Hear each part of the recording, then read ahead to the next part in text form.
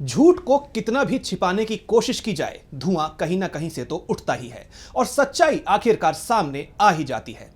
ऐसा ही कुछ इस वक्त होता दिख रहा है सोशल मीडिया पर, जहां chief of defence staff Anil Chauhan के दावे को लेकर ट्रोलिंग शुरू हो गई है।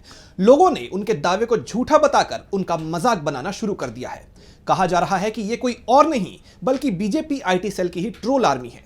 दरअसल सिंगापुर में ब्लूमबर्ग और रॉयटर्स को दिए गए इंटरव्यू में जब सीडीएस चौहान से पूछा गया कि क्या भारत ने पाकिस्तान के साथ हुई झड़प में अपने जेट्स गंवाए, तो उन्होंने कहा कि यह मैटर नहीं करता कि हमने जेट्स गंवाए, बात तो यह मायने रखती है कि हमने वो जेट्स आखिर क्यों गंवाए।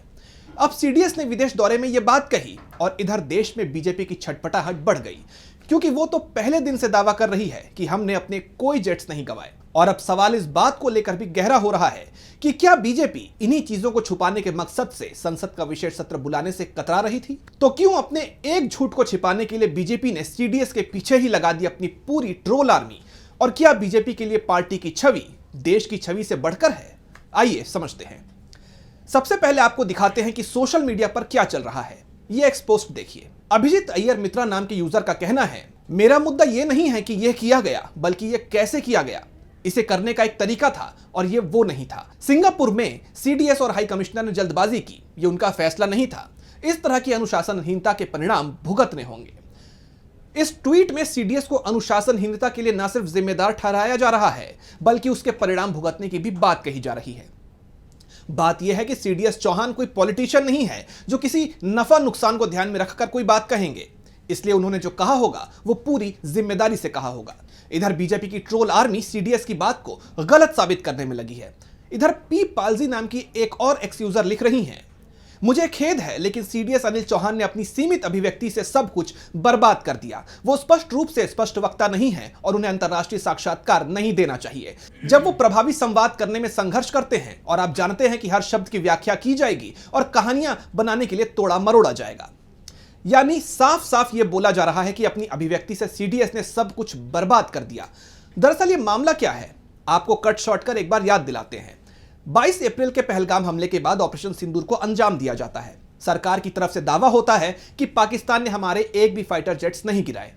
उधर बीजेपी नेता सुब्रमण्यम स्वामी ने सीडीएस के दावे से एक दिन पहले दावा किया कि हमने अपने 5 जेट विमान गंवाए हैं, और फिर आया सीडीएस का बयान जिसमें इस बात की पुष्टि होती है कि हमने अपने जेट्स गंवाए हैं। क्या पाकिस्तान से लड़ाई में भारत के फाइटर जेट्स गिरे? यह महत्वपूर्ण नहीं है कि फाइटर जेट्स गिरे, बल्कि महत्वपूर्ण यह है कि आखिर वो क्यों गिरे और उसके बाद हमने क्या किया। क्या पाकिस्तान ने संघर्ष के दौरान भारतीय जेट गिराए? क्या आप इसकी पुष्टि कर सकते हैं? असली मुद्दा यह नहीं है कि कितने विमान गिरे, बल्कि यह है कि वो क्यों गिरे और हमने उनसे क्या सीखा। भारत ने अपनी गलतियों को पहचाना, उन्हें जल्दी सुधारा और फिर 2 दिन के भीतर दुश्मन के ठिकानों को लंबी दूरी से निशाना बनाकर एक बार फिर प्रभावी तरीके से जवाब दिया। पाकिस्तान ने दावा किया था कि उसने 6 भारतीय जेट गिराए। क्या यह सही है? बिल्कुल गलत है। गिनती मायने नहीं रखती, बल्कि यह मायने रखता है कि हमने क्या सीखा और कैसे सुधार किया। इस संघर्ष में कभी भी परमाणु हथियारों के इस्तेमाल की नौबत नहीं आई, जो कि एक राहत की बात है। लेकिन सवाल यह है कि अपने इस स्टेटमेंट के लिए आखिर क्यों एक ऐसे व्यक्ति को ट्रोल करने की कोशिश की जा रही है जो देश का रक्षा प्रमुख है, इतने बड़े और जिम्मेदार पद पर है।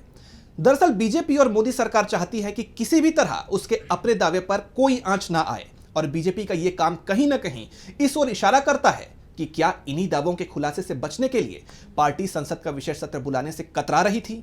और अब जब सीडीएस ने सच्चाई बताकर सब कुछ साफ कर दिया है, तब बौखलाई बीजेपी को सीडीएस चौहान को ट्रोल करने से बेहतर काम और कोई नजर ही नहीं आ रहा है।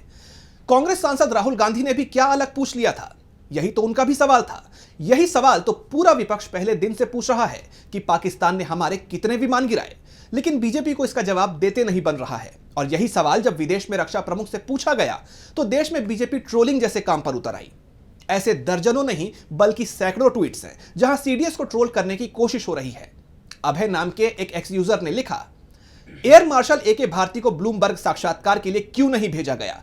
सीडीएस अनिल चौहान युद्ध में अच्छे हो सकते हैं, हमारे पास स्थानीय पाकिस्तानियों की सैटेलाइट तस्वीरें और वीडियो हैं, लेकिन कम से कम उनके पास विदेशी साक्षात्कारों के लिए अंग्रेजी बोलने का कौशल नहीं है। वे स्थानीय हिंदी साक्षात्कारों के लिए अच्छे हैं।